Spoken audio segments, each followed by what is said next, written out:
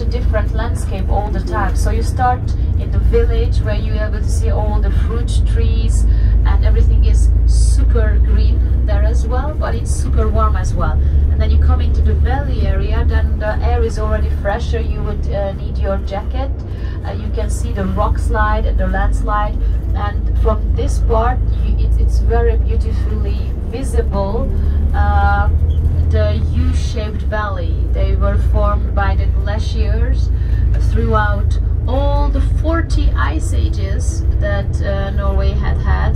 It's quite impressive, because I don't know if you've heard about it, but before those 40 ice ages, the land of Norway was quite flat, like no deep rivers, no canyons, no waterfall. It was like just a pancake.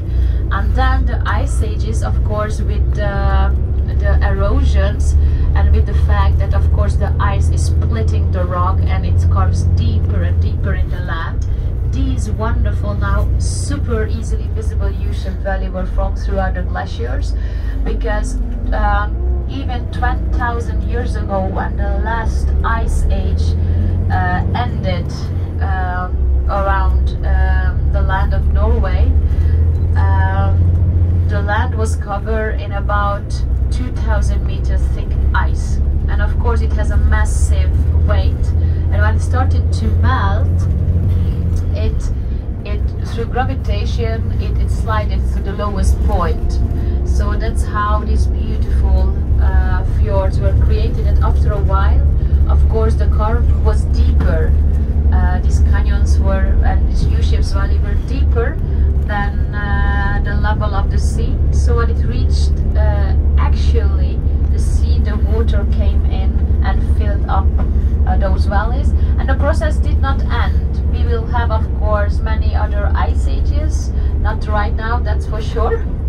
And these fjords gonna cut deeper in the landscape. And also an interesting fact is that because of the fact that this huge weight of the ice, the land was pushed down throughout the ice ages. When the sheet of ice melted, since then the land of Norway actually is raising all the time, a few centimeters. So where currently today in Geiranger the Norwegian Fjord Center was built, is where in the Viking Age, over 1,100 years ago, the shore of the fjord was. It's a bit more than 100 meters.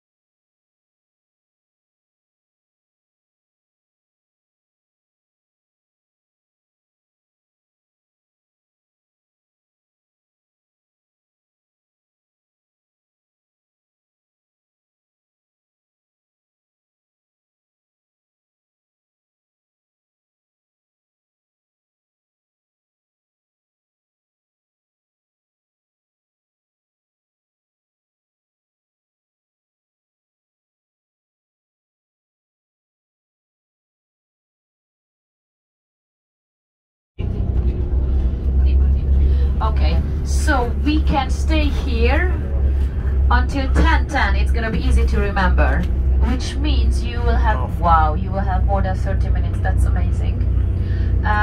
So what to see here? On the left you have the skywalk, the artificial platform, but there is here also, I would suggest you, this beautiful natural platform on the right side. You can have done the eastern landscape of Norway. It's also beautiful.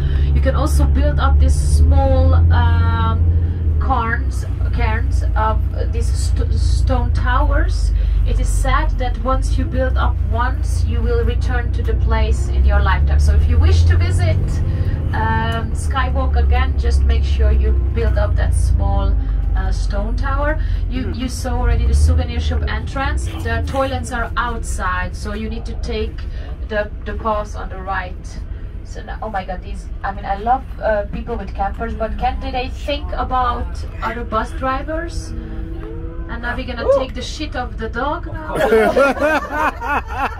From Germany, nice souvenir.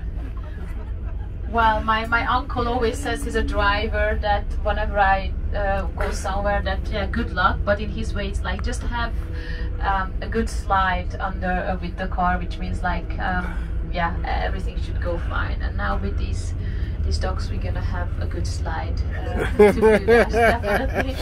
So the entrance to the souvenir shop is on the left, but as you can see the signs, the toilets are on the other side if you need them. So at 10:10 at bus number 4, I know there's not many buses here, but just please make sure that you come back to me and Julia. Enjoy your time.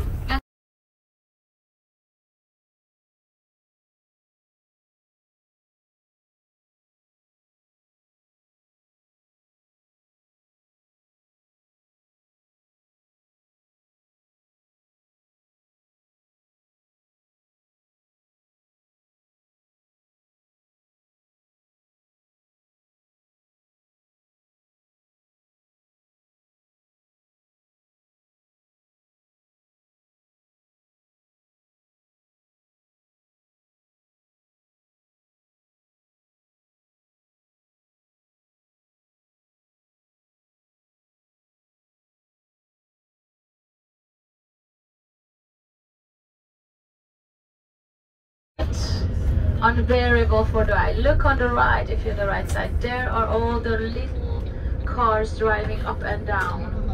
So this is the 500 meter of difference in height. You can feel here really like a bird flying over the mountainside.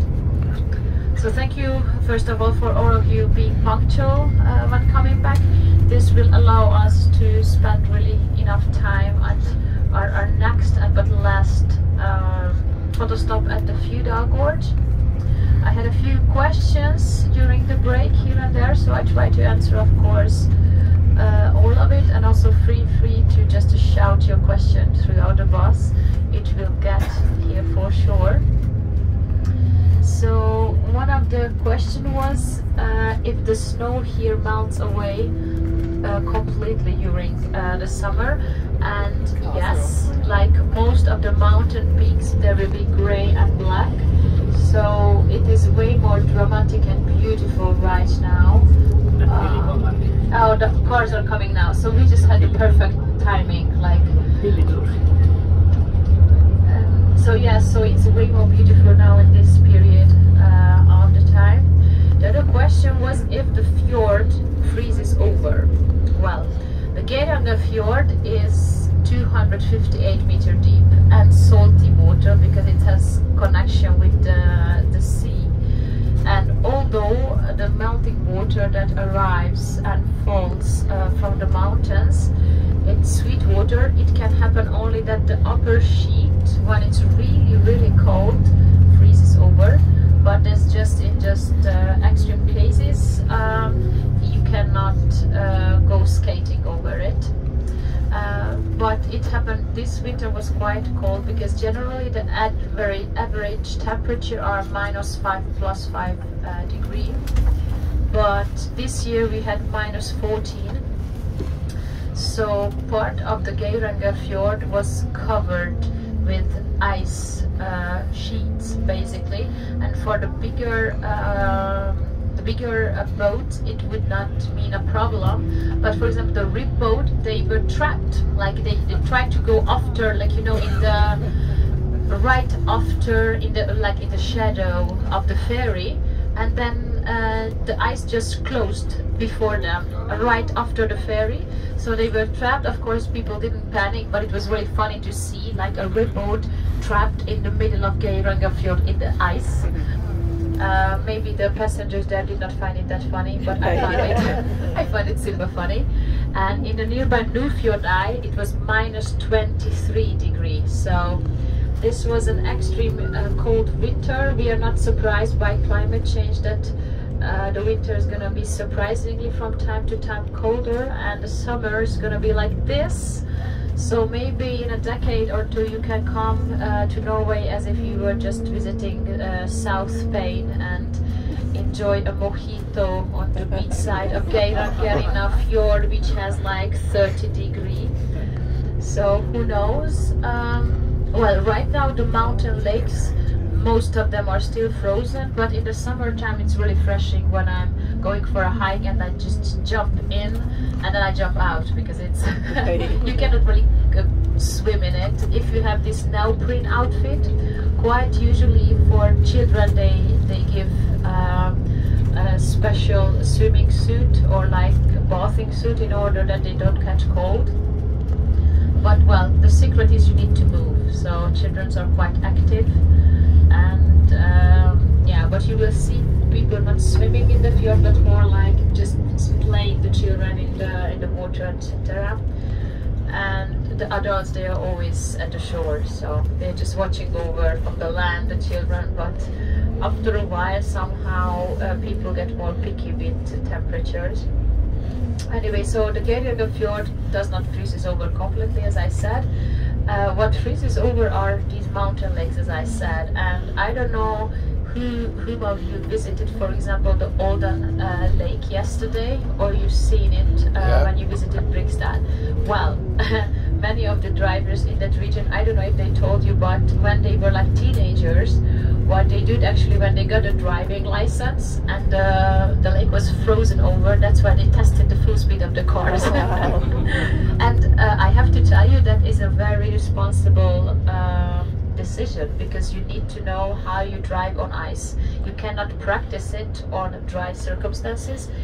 You need to feel like what the car reacts. So it's very good practice if you have at home a lake completely frozen, which is of course safe to drive through with a car, and then you have like, you don't have the roadsides, the fences, you can like practice like how you drive the car. So it's and in Norway you have to know how to drive on ice and snow, because winter is quite present here, even though it's very mild in this area. So we are on the longitude of 6 to 2 degrees north.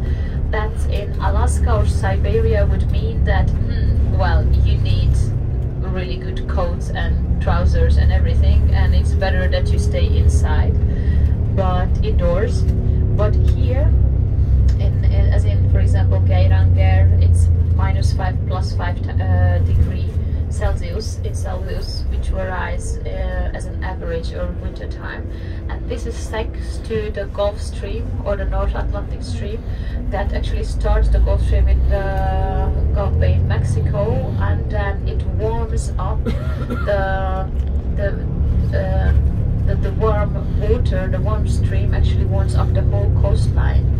So this is why Norway could survive under these otherwise really harsh circumstances, because they have on the coastline a quite mild winter and yeah, a quite, let's say, just a summer with full of surprises and capricious summer. And you could see just like a minute ago a guy just walking down the dalsniba road. This Snibbevägen is a private road that we have to pay for it, because it was not built together with the Geiranger road.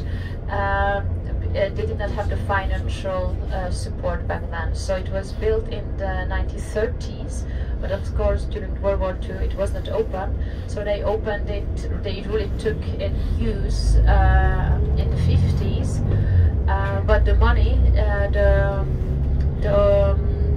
inhabitants of Geiranger founded a private company, the Geiranger Kystlag, and they finance the road. So this is a private road. You always have to pay for it, because there are some, usually when there's a special road built, a tunnel and or a bridge, the state finances 2/3 of the amount, and the people who are using it 1/3.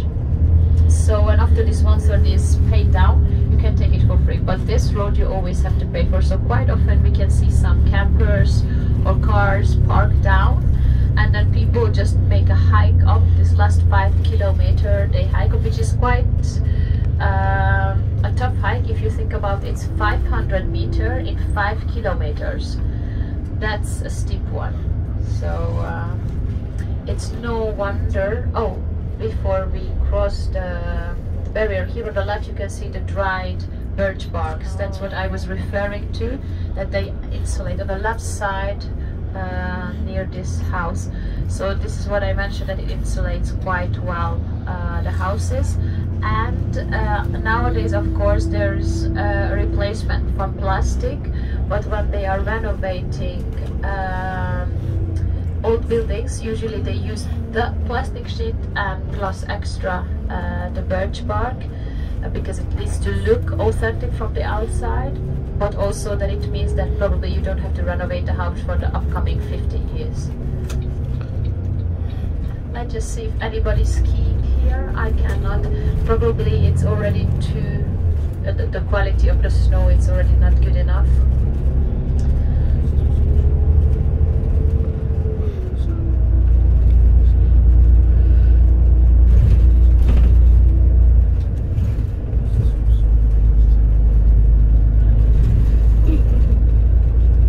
Well, I didn't think that I would need today my sunglasses or my sun cream.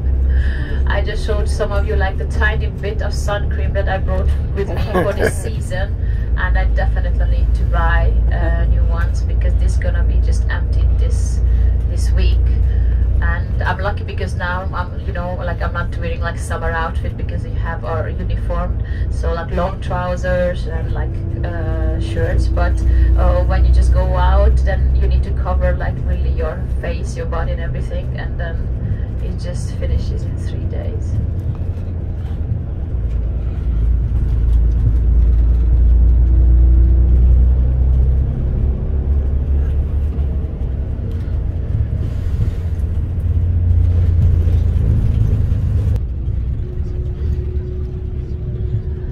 Another question was regarding these boxes or houses, little houses. Here you can see one on the left. What are those? Do they have anything inside? Are they like post boxes or no? They are not post boxes. Well, in the modern times we have all these wonderful machines that are cleaning the road from snow, but until they arrived to our modern history, people were manually removing the snow from the road. And this area, it's about 5 to 7 meters, the snow that can cover the area. So they used a bit of a trick that during the autumn time, they gathered black soil from the areas, of course, such as black soil. As you can see, it's quite rare to find. They gathered soil and they needed to clean it, so they separated from the roots and the stones and etc. And then they dried it on the cliffs, and then they placed it on these boxes. And when spring came and it was about to open the road, then they just spread over the black soil on the snow, and the sun, when it shined, it actually warmed up that black soil, so it melted about 1.5–2 meters from the copied amount of snow. It was a huge help. The record of snowfall is from 1979. It was 15 meters, so 10 plus 5. So that 2 meters really counts. Now you can see on the right, really beautiful, this small stream just curving and finding its way through the snow.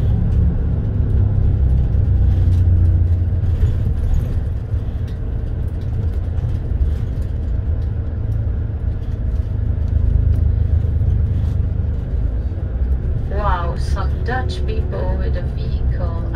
surprised when Dutch people are coming here and they're not by bike, because this is the usual way they would drive from point A to point B in the Netherlands. But of course it's not as flat here as in the Netherlands. So especially this road, it's part of the so-called scenic or panoramic routes of Norway. The symbol of it you will see a bit later on when we are nearing to Fludal. It's a brown shield with a white symbol like a flower. Altogether, until now, there are 18 scenic routes, and this road is part of it. It's called the Geiranger Trollstigen Road. The Troll Ladder is also a panoramic street similar to the Eagle Road, what we soon gonna see on the mountainside. It's just the Troll Road is even short, so not that wide, even more narrow, the road itself, what you take. So then the buses have a limitation of 12 meters. They cannot be any longer because then they cannot take the curve. They are just gonna decorate every corner when they take the turn. As actually this is what many trucks are doing each year, because they don't pay attention that they cannot be that long. And of course they're driving down the 11 hairpin bands, and then they are just one corner, it's a bit, the fence is gone, and the next corner, then the fence is gone. So they can actually drive down, but their vehicle is gonna see the change definitely. And on the Troll Ladder, on the Troll Road, quite often, not every year, I would say like every second year, what happens is that one of the Dutch or the Danish drivers, they have a panic attack because of the height, so they just stop on the middle of the road. So that usually our drivers get out of the bus, drive up or down the car, and then the traffic jam is stopped. Of course, because in Denmark and the Netherlands is so flat that for them this is like half of Mount Everest. I remember I lived also in the Netherlands. I studied there 2 years, and I lived also in, for example, Rotterdam, and it's super flat. And I was driving my bike every day. And then one day I needed to arrange something in the gemeente, which is like for paperwork you need to go there. And there is the Erasmus Bridge. So I just drove my bike there and back. And the next day I could hardly move my legs because it was such a huge elevation difference than the days before. And now above us on the right you can still see the viewpoint of Skywalk with dalsniba. What are you doing? This was very unpolite, and now I'm saying, well, bravo. Yeah, Julian does the right thing. He just sends him back. Yeah, you need to learn your way of, just because you have a fancy car, it doesn't entitle you to be impolite while you're driving. Oof, now they're gonna get up to dalsniba in 2 seconds. No brain. Yeah, bravo, they understood.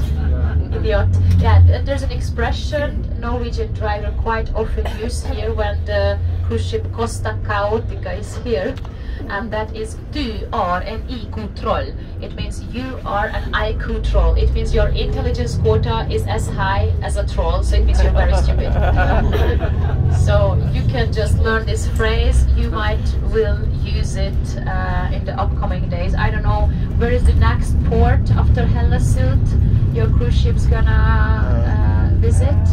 Is it Ålesund? Ålesund. It's, wow, that's the most beautiful city of whole Norway. Is it? Oh my god, and I'm gonna check the weather forecast for you for tomorrow. Oh my god, you just, wow. I don't know who does the itinerary for you, but did a really good job. I lived in Ålesund 2 years as well, and I know it quite well. It's a small, but it's like a small jewelry box, like really beautiful. Oh, let's check the weather forecast. If I have any internet here. Wow.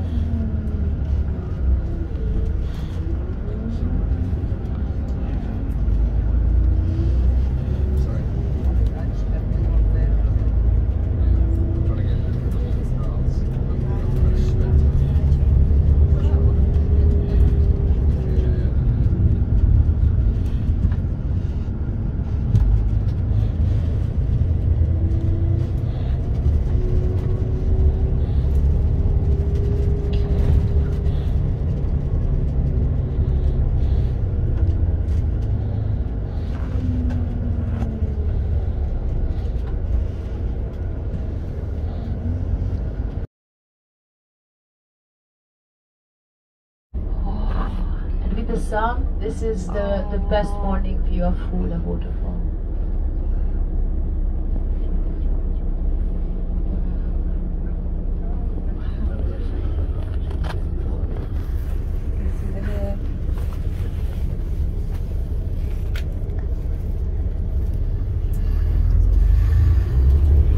So of course, those of you who